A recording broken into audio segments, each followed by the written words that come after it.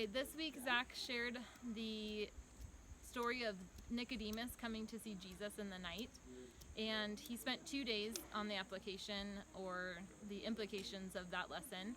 He shared that he explained to the people what belief looks like.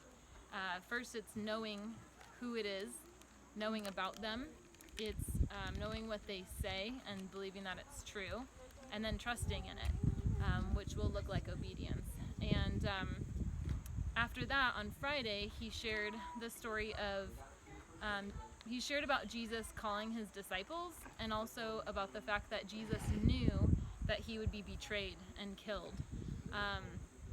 He talked about Judas, and how it wasn't an accident that Judas was one of the disciples, that Jesus didn't not know, that he knew, and that he chose Judas on purpose because he had a plan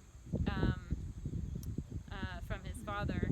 And so at the end of that lesson, Zach made 3 points. The first one was that we don't want to come to Jesus. He talked about the feeding of the 5,000 and about the Pharisees who demanded a sign, and he said we don't want to come to Jesus because we want something from him. We want to come to him because we want him.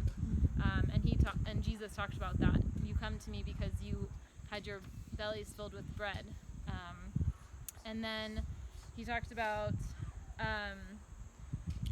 how we don't want to be like Judas, who followed Jesus.